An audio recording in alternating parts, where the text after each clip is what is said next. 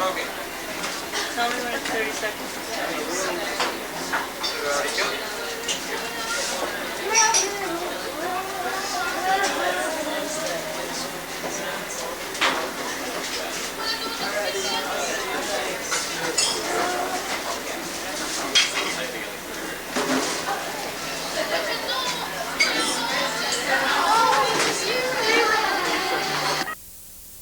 Good evening and welcome to Poets Cafe. I'm your host for this evening, William R. Graff Jr. And tonight our very special guest is Bridget Meeds. Good evening, Ms. Meeds, and welcome to the Poets Cafe. Well, thank you for having me on, William. Well, just starting off, I was curious after reading some of your poetry. You said that it was written, the poetry that you sent me, while you were in Ireland.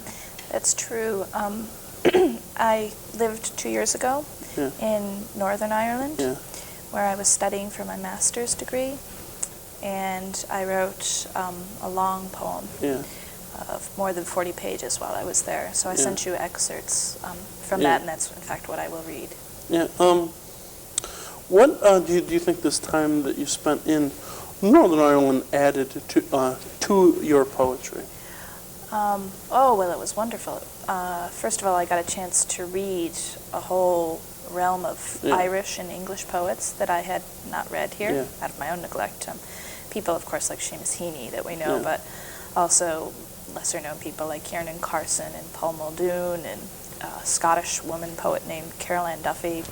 There's just, incredibly good people writing there. So it was very good for me to go and just read a whole range of people.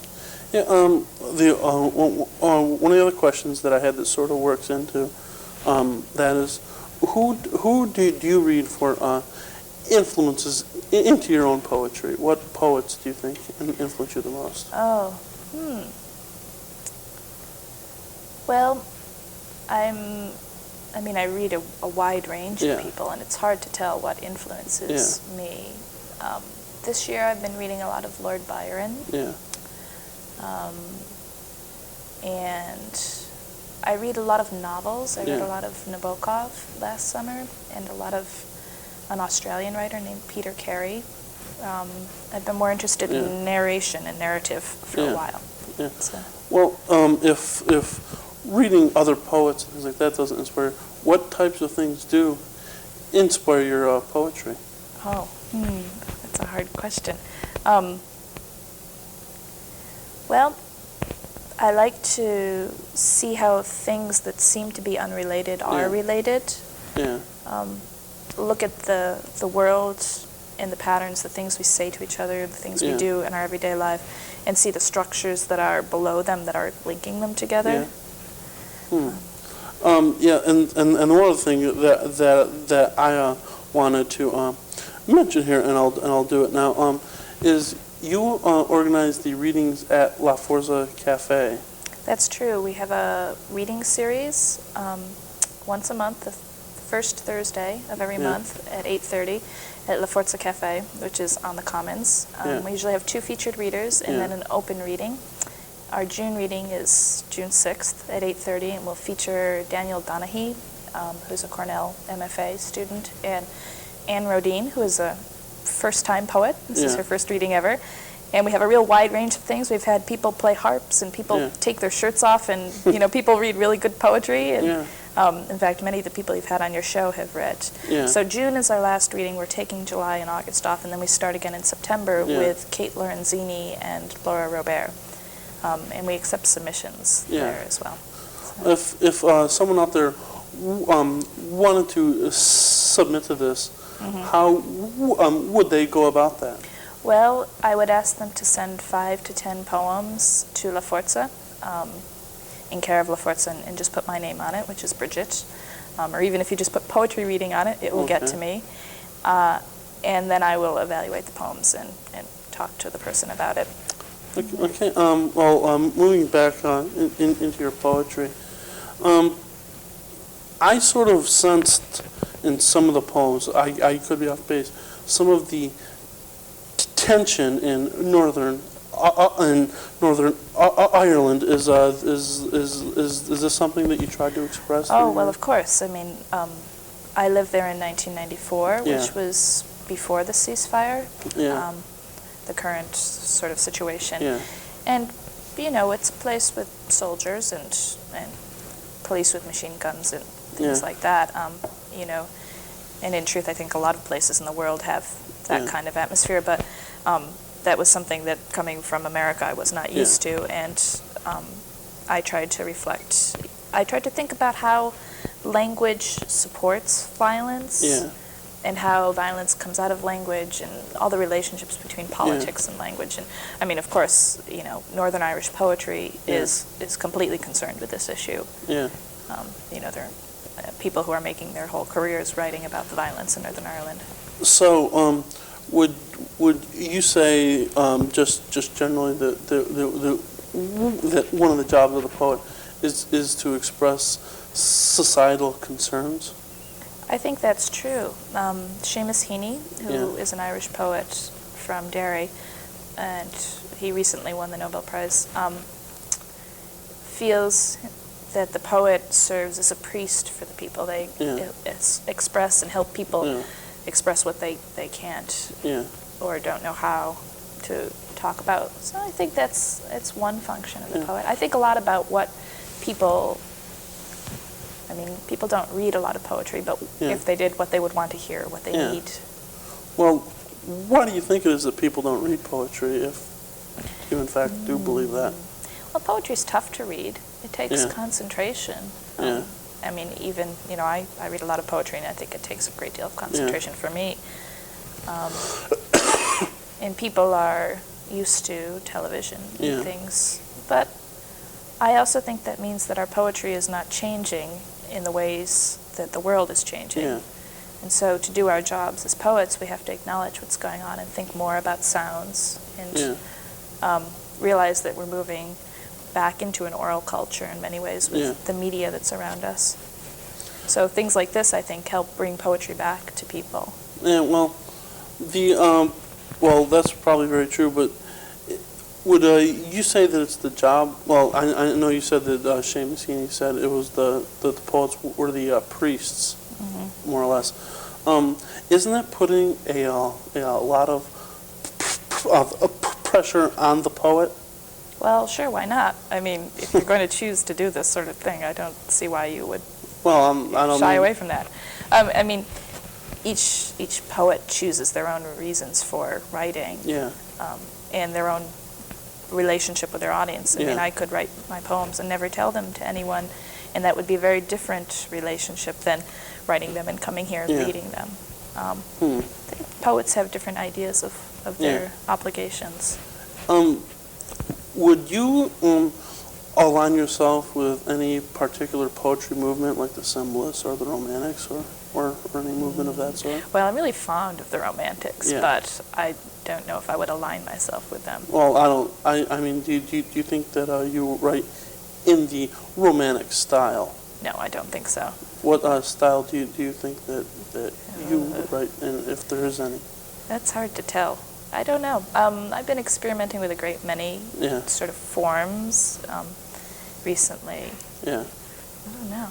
That's a hard one to know. I think I'm too young to know what style I write in. I think that's for the critics to tell you.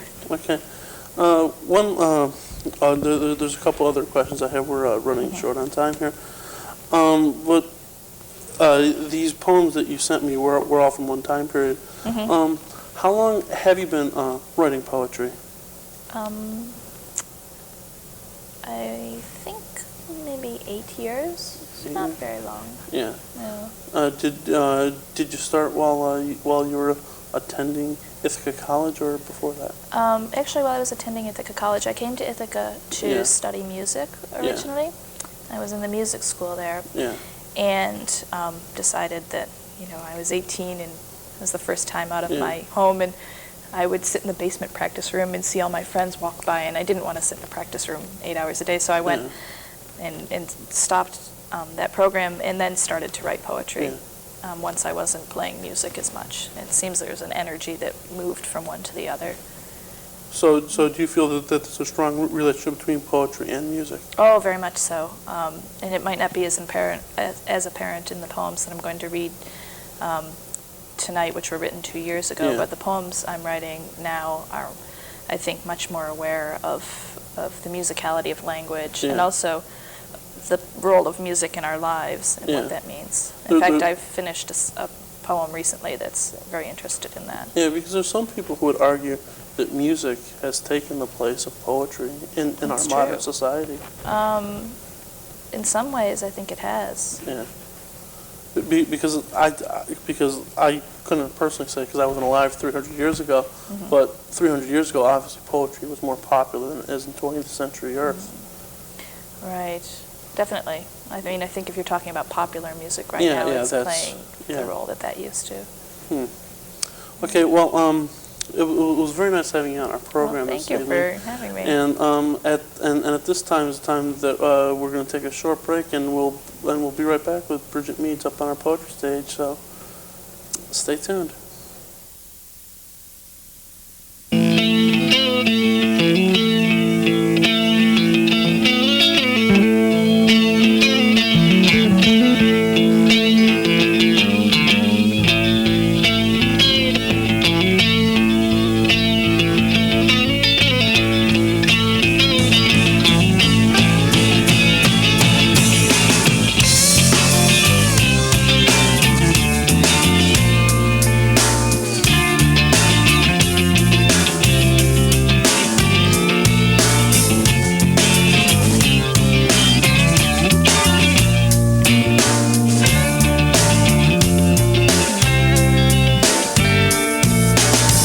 I got a bad disease.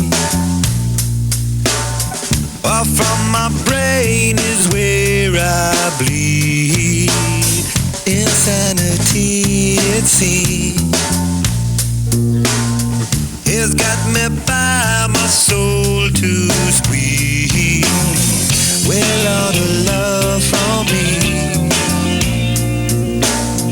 with all the dying trees I scream.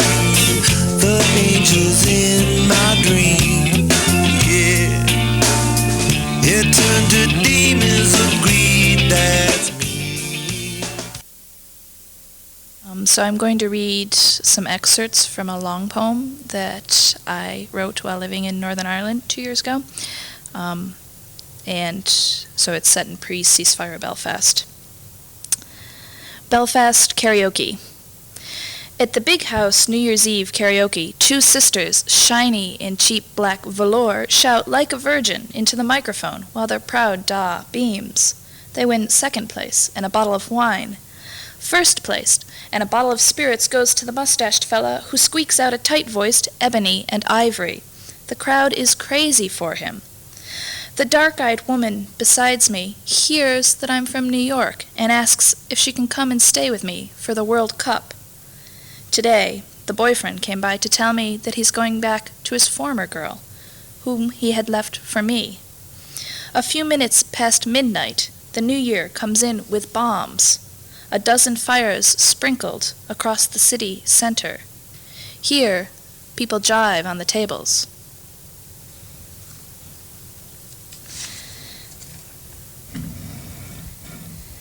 Spell check. After I leave the Dunn's bag on the boyfriend's doorstep, full of his knickers, tapes, and those D.M. Thomas books he gave me, this flotsam that had been littering the beach of my bedroom, I buy a green apple and eat it, grateful for the bitterness.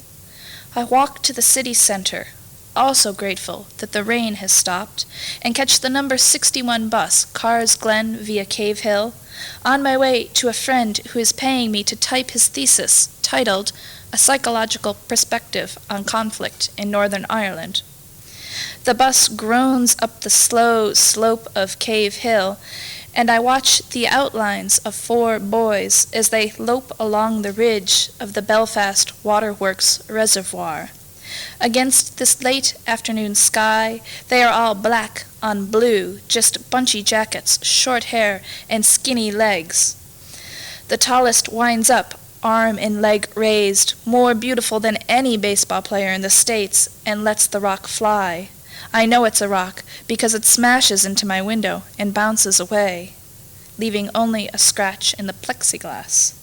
Later, The British spell-checking program suggests jug as a correction for young, intercourse for interchurch, ulcer for Ulster.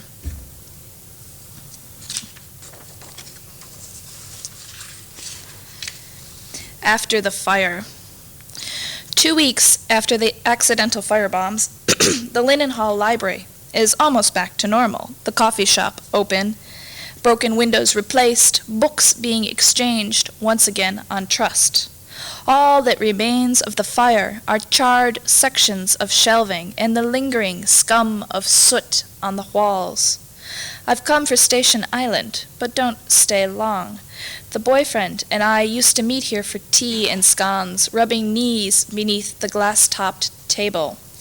As I leave, the white-haired security guard takes a break from checking IDs and tells me they were lucky. Nearly 1,000 biographies were lost, but the more valuable history collection, much of it irreplaceable, was saved. I suspect biographies are squanders of self-assertion, and these 1,000 lives are not lost to the world, only Belfast. But I feel like even mourning them, the stories of love and politics that have become just the taste of ash in my mouth.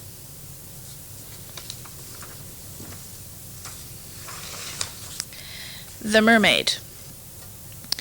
It's Sunday and raining, and the boyfriend calls by unexpectedly. I invite him in, give him a cup of tea, and we trade stories of dreams. Last night I was a whore, and the night before a waitress on a train. He's been dreaming of gunfire shattering the bedroom windows of their previous apartment, and those teeth dreams again, his teeth loosening and falling out in strange and urgent ways.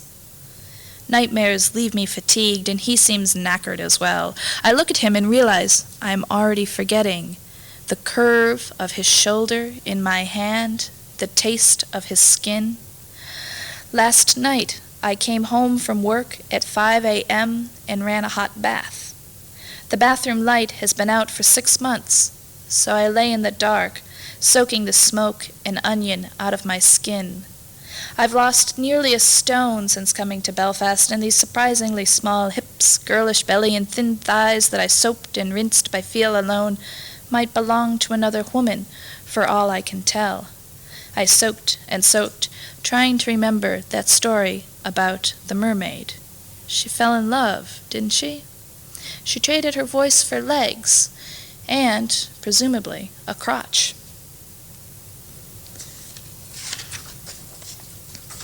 Twilight in Britain. I ride the fish tank bright bus up the Ormeau Road, get off at the corner of Ava Avenue at the Trafalgar Hair Studio, and dodge the thick tea-time traffic.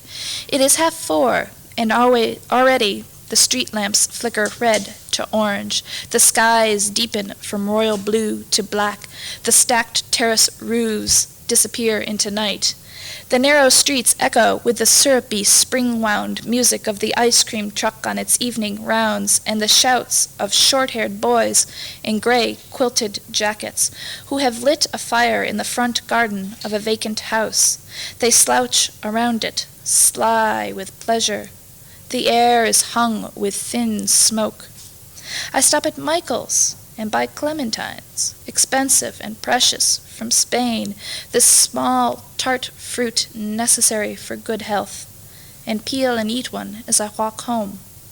When I dream of him now, he is wearing clothes, and all of Belfast is bitter with remembered kisses.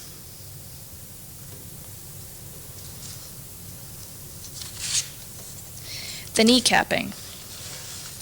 Before Brookside, I watched the UTV report of the kneecapping at the Hatfield on Saturday night. There's footage of the fella all doped up on morphine, although he is naked but for his underpants as he sprawls on the hospital bed, and the camera lingers lovingly on the stained gauze round his knees and ankles, on his black and swollen toes, on his eyes dilated and calm. This is no sexual pose.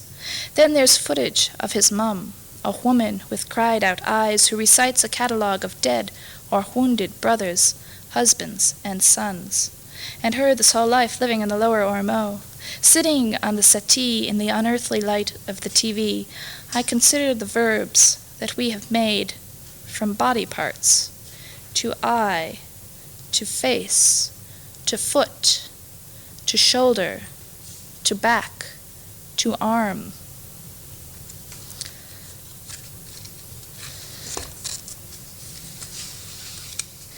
Now, I first noticed the difference between Hiberno and American English in the way people pronounce the word now. There, I heard everything from nigh to nar to nor, but never the now I knew. And it was more important. An imperative heaved lovingly into every command. The Irish for now is anish, which I am tempted to hear as anis, whose licorice-flavored seeds are used in cordials, or a niche, meaning a space or welcomed recess. Forgive my sin of understanding one language through its unmeant echoes in another. Look at it this way.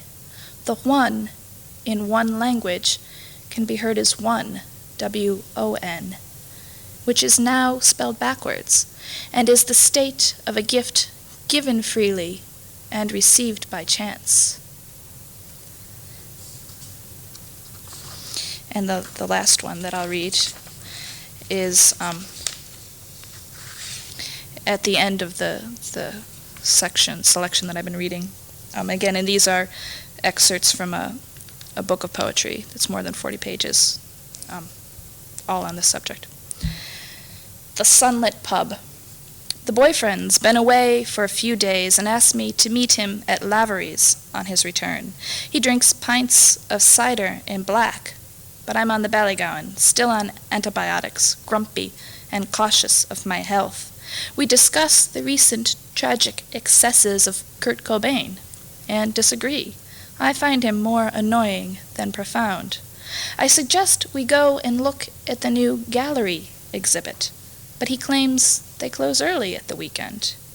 Still, I don't have the money or inclination to spend my whole afternoon in the pub, so I get up to go. As I shrug on my coat, he runs his hand down the back of my thigh and cups the curve of my calf. My stomach lurches at his touch.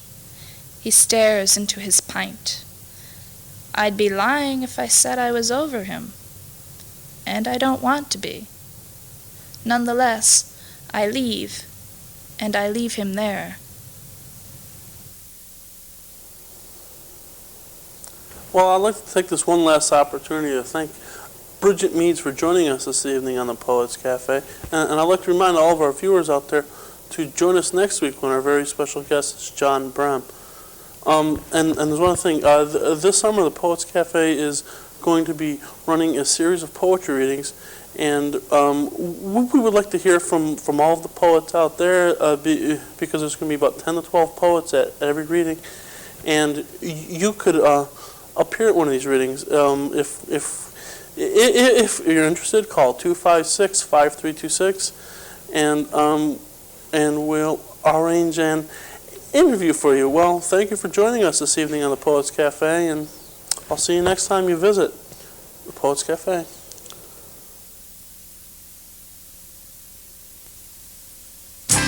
I had no choice but to hear you.